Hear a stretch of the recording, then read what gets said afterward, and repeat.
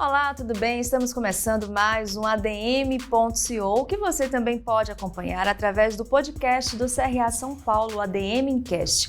Se você está me assistindo, muito obrigada pela sua audiência aqui no nosso canal. Se ainda não for inscrito ou inscrita, aproveita, se inscreva agora. Não esqueça de deixar o seu like, os seus comentários e de ativar a notificação clicando no sininho aqui embaixo.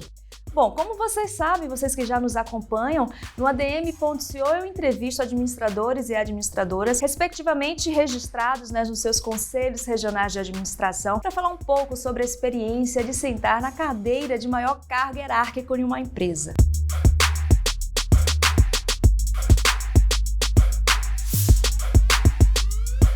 Hoje eu tenho o prazer de bater um papo com o CEO de um setor muito importante nosso, que é o setor energético. Eu tenho o prazer de receber o administrador Andrew Stoffer, ele que é CEO da América Energia S.A. Tudo bem, Andrew? Muito obrigada por você estar aqui com a gente. Eu que agradeço a oportunidade.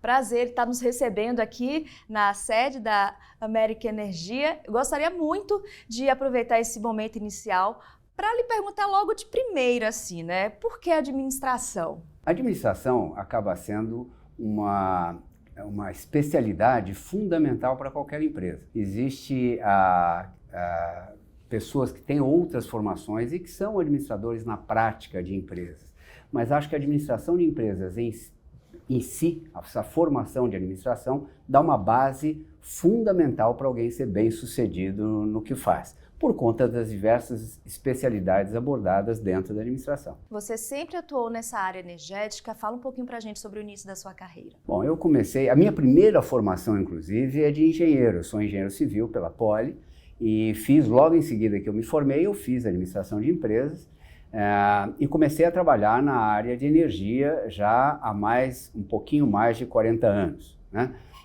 Mas eu, durante algum tempo na minha carreira, eu deixei a área de energia para atuar em outras empresas do grupo da família, com outras especialidades, e retornei há uns aproximadamente 18 anos para a parte de energia. E de lá para cá, nesse seu retorno de 18 anos, muita coisa mudou. Como é que você tem visto o cenário atual aqui no Brasil para o mercado de energia, principalmente energia verde, que fala energia sustentável?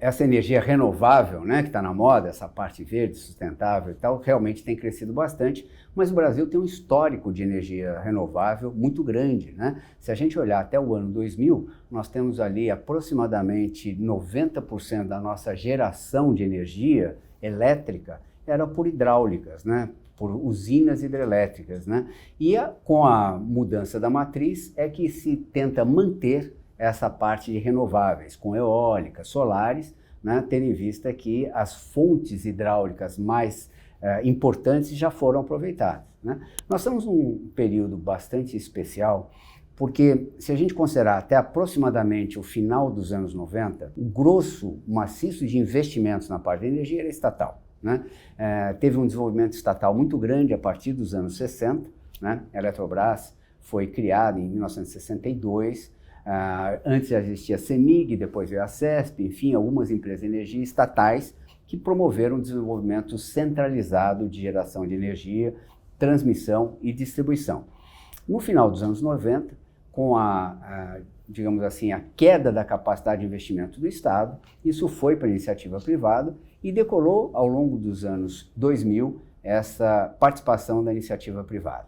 Ocorre que, de lá para cá, o mundo mudou, o país mudou, as condições de implementação de novas fontes de geração também acabou mudando, então nós estamos num momento em que esse setor energético no Brasil precisa ser revisitado.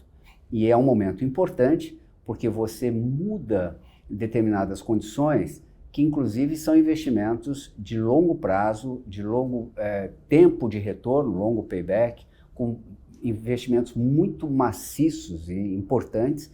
Então essas mudanças nunca são tão simples assim de serem feitas. Nós temos hoje no Congresso um projeto de lei, que é o 414, que cria uma nova fase do setor elétrico brasileiro, que está para ser aprovado. Então nós temos aí desafios importantes pela frente.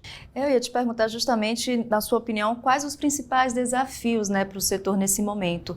Seria um pouco disso que você está nos contando ou você acrescentaria mais alguns? Veja, como a gente tem investimentos com paybacks muito longos, o que são paybacks longos de investimentos em geração? São retornos que dão aí de 7, 8, 9, 10 anos de retorno. E você tem contratos de muito longo prazo, né? O que nós tivemos no início dos anos 2000 até praticamente 5 anos atrás, era um investimento em geração guiado pelo mercado regulado ou mercado cativo, que todos nós, como pessoas físicas, as residências e tal, são obrigados a participar. Existe um mercado livre, mas apenas empresas podem participar do mercado livre. Hoje a gente vê uma assimetria muito grande. Quando você olha o preço que se paga pela energia no mercado cativo, nós como residências, pequenos comércios, pequenas empresas que não têm o mínimo estipulado para migrar para o mercado livre, esse custo de energia é muito mais alto comparado com aquele de que alguém no mercado livre. Isso é ruim, causa uma assimetria, para não dizer também dos requisitos de energia que a gente precisa ter para o sistema, que acabam sendo esses que a gente chama de atributos das fontes, só regulados e calibrados com o mercado cativo. Então isso dá uma assimetria que é importante a gente mudar isso, né? E não é fácil, o desafio é esse, porque você tem contratos legados, contratos de longo prazo que vem vindo, que tem que ser respeitados. Sim. Então, o desafio é como é que a gente harmoniza, manter esses contratos para mudar para uma nova configuração do setor. Esse é um desafio importante, com um custo relevante, que tem que ser analisado e feito com muito cuidado. Também interfere na questão cultural, né? Existem países, principalmente na Europa, que já aderiram muito à energia renovável. Aqui no Brasil ainda, você acha que ainda existe um pouco de, não vou dizer, não vontade de fazer, mas até falta de conhecimento mesmo sobre a energia renovável? Você acha que o governo federal, enfim, os governos em si, poderiam ajudar mais nessa educação? Havia um incentivo para energia renovável. Esse incentivo era na tarifa de uso do sistema de distribuição. Esse incentivo caiu, né? Então, foi retirado. Alguns achavam que era um incentivo, outros diziam que era um subsídio a essas fontes. Enfim, então isso que você falou acaba sendo importante porque vai na contramão da ideia em si. Todos querem renovável, de repente se tira um incentivo porque acham que aquelas fontes podem se sustentar. Mas, no fundo, o sistema energético, o sistema elétrico, ele é mais complexo do que isso, né? Você, quando tem fontes como eólica e solar, são fontes que a gente chama de intermitentes. Se venta, gera. Se tem sol, gera. Se não tem sol ou não tem vento, não gera. E as hidráulicas, com os reservatórios, elas proporcionam uma capacidade de regulação dessas intermitências muito importante. Que se a gente não tem esses reservatórios ou não tem essas hidráulicas, tem que se colocar térmicas. E por isso que muitos ponderam que, veja, essas fontes como eólica e solar e etc., elas acabam no final da história provocando um pouquinho de poluição ou não renováveis, porque tem que entrar as térmicas, até a diesel, operando para regular o sistema. Não é uma questão tão simples assim, mas o que eu posso dizer é que hoje, apesar disso tudo, o Brasil é um dos países que mais tem renováveis na sua matriz. A Alemanha, por exemplo, quer daqui a 30 anos ser o que o Brasil é hoje, né? Eles estão num desafio enorme para buscar mais renováveis na sua matriz, ao passo que a gente já tem. O nosso desafio é manter, talvez, ou perder pouco dessas renováveis, que as fontes vão se esgotando. O Brasil cresce muito em termos de demanda energética, em termos de energia elétrica. Então, enfim, esse é o desafio que nós temos. Bom, pesquisando sobre o Andrew e sobre a empresa que nós estamos hoje, a América Energia, eu pesquisei algumas entrevistas, eu vi algumas falas suas e uma entrevista que você deu em 2018 me chamou a atenção, porque naquela época você afirmava que o ano de 2018 seria um ano de pavimentação para um setor elétrico do futuro. A gente já acabou de falar desse gap de 5 anos, né, de 2018 para cá.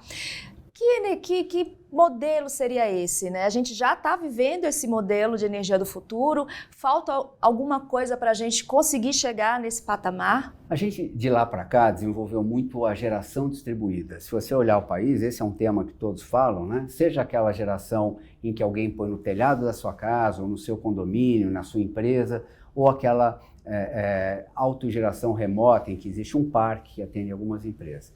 O que isso diferencia? Que não é mais o setor cativo que promove, através daqueles leilões de energia, a expansão da oferta da geração.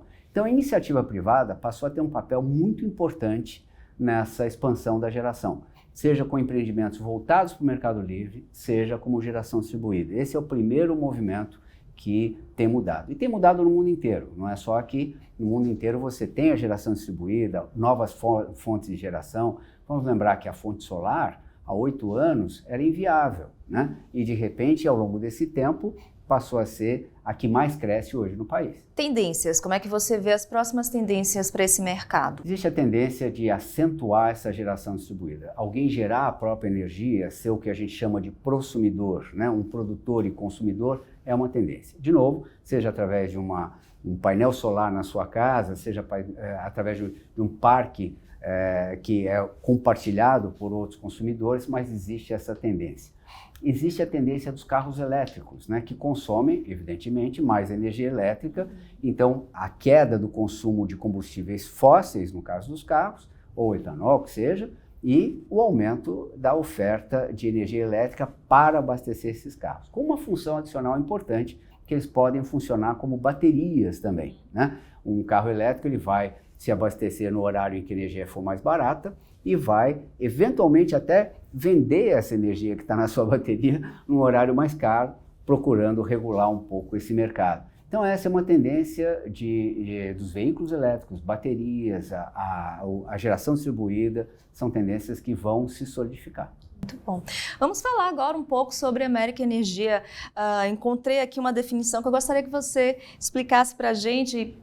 Passeando pelo site, eu encontrei a seguinte apresentação: uma das empresas mais completas em soluções customizadas de energia. Explica pra gente, né, o que é que significa isso, energia customizada, e como é que vocês atuam no mercado? A América é uma SA de capital fechado, uma holding, que tem 6 subsidiárias integrais, dedicadas cada uma a uma especialização. Nós temos a parte de comercialização de energia, compra e venda no mercado livre, a parte de energia para o varejo, isso tem crescido muito, que é o atendimento de pequenos comércios, pequenas empresas, enfim, que podem comprar essa energia com desconto com relação ao que pagam hoje. Essa é a América varejista. Existe uma parte de gestão de consumidores, gestão de geradores. Nós temos hoje mais de 2.000 unidades sob gestão no Mercado Livre. Uma área de eficiência, uma das empresas é uma empresa de eficiência energética. Nós temos a parte de geração. Hoje nós temos geração, são todas renováveis, hidráulica, eólica e solar. E um desenvolvimento de infraestrutura, que é a América Infra, que faz a parte de geração distribuída para terceiros.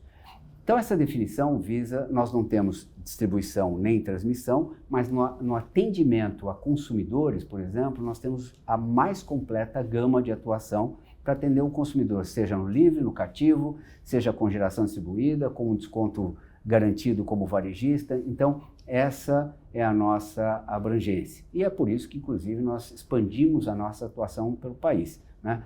Hoje nós temos filiais, a matriz é em São Paulo, mas nós temos filiais em Barueri, Porto Alegre, Florianópolis, Belo Horizonte, Goiânia, Salvador, enfim, são várias filiais operando no Brasil de forma a atender de modo mais completo as necessidades do consumidor. A gente acabou de falar da importância do investimento em energias renováveis. Eu sei que muitos empresários estão nos assistindo agora. Eu gostaria que você falasse em especial para essas pessoas que pretendem inserir nas suas empresas algum tipo de energia renovável. Como começar? Por onde começar isso? A consulta do que pode ser feito, eu acho que é o primeiro passo, né? Muitos não têm ideia, acham que não tem nada para se fazer, que basta pagar a conta da distribuidora e ponto final, né? E você tem modalidades com e sem investimento. Eu quero investir em GD ou não quero, eu quero comprar essa energia com geração distribuída, eu quero ter uma varejista que me fornece com desconto garantido. Esse desconto pode ser 10%, 15%, 20%, às vezes 25%. da sua conta garantida. Então, são oportunidades que não se pode desprezar. Então, eu acho que todos devem procurar se informar, procurar consultar. A América tem uma área só para isso, um departamento que recebe essas solicitações, essas consultas. O que eu posso fazer? A gente analisa, da nossa parte especificamente, a gente analisa e mostra, olha, pode ser feito isso, pode ser feito aquilo, e coloca as alternativas para os empresários. Bom, a gente aqui no programa, Andrew, a gente sempre que um convidado ou convidada também assume a função de ser membro de um conselho de administração, a gente gosta de perguntar um pouco sobre a rotina, sobre as responsabilidades, e você é integrante de 2 conselhos, se eu não estou enganada. A Associação Nacional dos Executivos de Finanças, Administração e Contabilidade, e do BBCE, Balcão Brasileiro de Comercialização de Energia. Eu gostaria que você falasse para a gente um pouco sobre esse outro lado de atuação. Como é ser um conselheiro de uma empresa? Quais são as principais responsabilidades que você tem? Só complementando, eu tenho mais 2 conselhos que eu participo. Um é de Umari, que é uma empresa que desenvolve, está implantando um parque eólico, e outra de Energia das Águas, que é uma empresa que desenvolve a parte hidráulica nossa, né, de geração hidráulica. É bem diferente ser CEO e integrar um conselho. E só, dentre essas empresas que eu falei, tem uma específica, que é a BBCE, que é uma empresa autorizada CVM. Então, a responsabilidade de estar num conselho de uma empresa dessa, que é autorizada CVM, né, é uma responsabilidade como um diretor de banco, uma responsabilidade, digamos assim, bastante maior, mais profunda e mais delicada, vamos dizer assim. No geral, o conselho ele acaba sendo o elemento em que os acionistas utilizam para atingir os seus propósitos. Os acionistas colocam, olha, meu objetivo é esse, eu quero esse retorno para o dinheiro, eu quero esse risco, isso eu faço, isso eu não faço. Então, essas premissas que os acionistas colocam, o conselho representa face ao CEO, face à empresa, dizendo, olha, é isso que nós queremos atingir. E as responsabilidades do conselho, claro, passam pela parte estratégica, pela parte de imagem da companhia, pela parte de possíveis passivos que possam ter e que possam, os riscos que a companhia tem. Então, essa é a função do conselho, que é bastante delicada. Exige muito, um conselho não é simples, precisa entender do negócio, estar a par, sempre estar estudando o mercado, as condições para poder opinar exatamente em cima disso. E é óbvio que você tem conselheiros com especialidades, né? Geralmente um conselho, você tem alguém que é mais especializado no negócio em si, outro que é mais especializado como negócios em geral, outro como economia e assim por diante. Ter alguém que reúne tudo isso é um pouco mais raro, mas existe, né? Mas é a função de alguém do conselho. É uma responsabilidade bastante grande e importante. Bom, a gente falou aqui no início do nosso programa, desse bate-papo, que além de administração, o Andrew também é formado em engenharia e fora essas 2 formações, outras especializações em diversas áreas. Vamos falar agora sobre a importância, né, de estar sempre aprendendo, de estar sempre buscando novos conhecimentos. Você agora, enquanto CEO, consegue ter tempo para se preparar cada vez mais, né, para esse mundo tão agitado que exige tanto da gente? Eu, olhando hoje para trás, assim, sendo bem sincero, eu acho que eu estudei mais do que devia, né? Então, eu fiz, enfim, 2 faculdades, fiz engenharia, fiz administração, fiz pós-engenharia, pós-economia, fiz MBA, enfim, vários outros cursos especializados, e acho que eu exagerei um pouco em alguns aspectos, sendo bem sincero, podia ter sido mais moderado nisso. Porém, essa parte da formação básica, e eu lembro bem, fazendo engenharia e administração, isso dá uma base teórica que nunca mais você vai ter tempo para se dedicar e ter, né? Quem faz uma faculdade bem feita, né, aproveitada, bem feita não significa ser a melhor, né? É a melhor aproveitada, que alguém realmente se empenhou e pega aqueles fundamentos básicos. Isso é uma base que nunca se tira. Fica mais fácil com essa base de você se atualizar ao longo do tempo. E tem sim, sempre que está estudando. É que a forma de estudar muda, né? Não deixa de ser, em determinado momento, fazer cursos aqui ou ali, mas sim aprofundar em diversos assuntos no dia a dia. E hoje em dia esse desafio é maior por conta da própria internet. Ao mesmo tempo que ela proporciona acesso a várias informações, passa a ser fundamental um critério, um rigor de escolher o que vale e o que não vale. Porque tem muita bobagem e tem muita coisa boa. Como é que você faz essa escolha? Quais são os seus critérios? Quando alguém tem uma base maior, fica mais fácil de entender que aquilo que sim, que aquilo que não. Esse é o primeiro ponto. Segundo, se você faz isso sempre, buscar novos conhecimentos e aprofundar, não pode ser superficial, só ler manchete ou só ler uma parte de um artigo, um resuminho. Se você se aprofunda um pouco, fica mais fácil também continuamente de selecionar o que é mais importante, o que é verdadeiro e o que não é, né?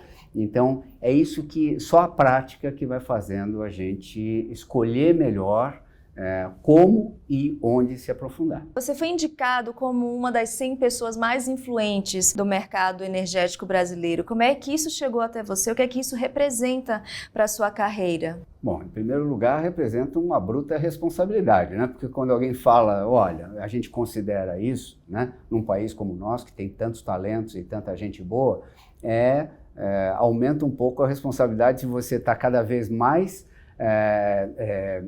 aprofundado, ciente e influenciando, na medida do que você acha correto, os rumos da parte energética do país. Então, claro que tem uma satisfação muito grande, né, desse reconhecimento, mas, por outro lado, traz essa responsabilidade de estar sempre na vanguarda desse setor em que eu me dedico há muitos anos. E como você definiria a sua liderança? Quais são as principais características? Olha, liderança é uma coisa que dá mais certo se você não se preocupa muito e procura fazer a coisa de forma correta. Eu acho que uma coisa que é importante em liderança, em geral, é dar o exemplo, né? O exemplo nem sempre é um exemplo do que fazer corretamente, mas exemplo de princípios, exemplo de coerência no que se faz, né? Eu acho que isso acaba sendo importante para essa liderança. O conhecimento técnico é importante, a habilidade interpessoal é muito importante, o respeito pelos próximos acaba sendo muito importante e, acima de tudo, ter uma coerência na sua forma de ver as coisas, né? Primeiro, não precisa ser nada complexo, enxergue as coisas de uma forma simples, são o que são, e você, ponderando isso tudo, ter uma linha, um caminho de retidão dentro de uma certa coerência. Isso faz com que as outras pessoas tenham respeito, porque liderança é muito por respeito, né? Eu acho que esse, digamos assim, o dia a dia é que torna alguém, digamos assim, melhor líder ou pior líder, dependendo de como conduz esses aspectos. Agora conta pra gente na sua hora livre, né? No horário que você está descansando, o que é que você gosta de fazer? Olha, assim, eu sempre pratiquei muito esporte, né? Hoje, infelizmente, já deixei alguns esportes para trás, né? Então eu corro, né? Eu faço corridas, isso eu gosto, é um hobby que eu tenho. E como todos os outros, eu leio muito, eu assisto muitos filmes, né? Enfim, gosto de comer e sair, aproveitar algumas coisas, mas eu sou uma pessoa muito simples em termos de hobbies, etc. São hobbies do dia a dia, né? Excelente, vou aproveitar então um hobby que você tem, que é a leitura, e pedir a nossa dica de leitura. Pode ser sobre o setor energético, como também pode ser um título que não tem nada a ver até com a administração, seja algo que você acha interessante a gente conhecer também. Eu tenho, digamos assim, 3 linhas de leitura. Eu leio bastante, né? Menos do que eu gostaria, mas eu leio bastante. E acho que a leitura é importante por alguns aspectos. Primeiro, que você se aprofunda em assuntos de forma melhor do que assistindo um podcast, ou ouvindo algum podcast, ou assistindo um filme, enfim, uma série, seja o que for. Eu acho que a leitura, ela permite que você se aprofunde em assuntos de forma melhor. Segundo, que você, com a leitura, você incentiva a sua imaginação, né? Se alguém lê um romance, um livro qualquer, você acaba imaginando tudo aquilo, isso acho que faz bem para o cérebro em geral. Dito isso, eu tenho 3 linhas, na realidade, do que eu leio. Eu leio muitos romances policiais e preferencialmente em inglês, para manter o inglês. No fundo, acaba sendo isso, é uma das formas de manter. Então, eu leio coisas assim, Ken Follett, Lee Child, Tess Gerritsen, enfim, alguns autores de livros de romance policiais, Agatha Christie, em inglês, né? Leio também coisas do setor energético, que eu preciso ler, né? E aí são papers, são informações que saem de projetos de lei e até especulações quanto a mercado, quanto a futuro, quanto a matriz energética, com o futuro da energia em si. Eu acho que são coisas que eu leio. E o terceiro ponto são interesse. Eu leio muito sobre economia, né? Até porque eu preciso no dia a dia, e eu te diria o seguinte, se a parte de administração te ensina a como conduzir uma empresa no dia a dia, nas suas diversas especialidades e fatores envolvidos, a parte de economia é fundamental para você entender o rumo do que vai acontecer e o que está acontecendo no país. Então eu leio muito sobre economia, em geral, e essas são as dicas que eu daria. Leio também por diversão, leio desde Laurentino Gomes, com os livros dele históricos, né? Enfim, até livros de romance, em geral, também em português. Wendel, eu quero muito te agradecer, primeiramente por você ter aceito o nosso convite, ter nos recebido aqui na sede da América Energia. Muito obrigada por você estar aqui no ADM.co. Eu que agradeço a oportunidade. E eu quero também agradecer a vocês que estão nos acompanhando, seja aqui no nosso canal ou no nosso podcast. Um prazer ter a audiência de vocês. Se ainda não for inscrito aqui com a gente, aproveita os momentos finais aqui do nosso programa para se inscrever. E se você está me ouvindo no ADM Cast, muito obrigada pela sua audiência e também você pode entrar em contato com a gente através das nossas redes sociais, das redes sociais do CRA São Paulo. Espero todos vocês no próximo ADM.co. Tchau, tchau!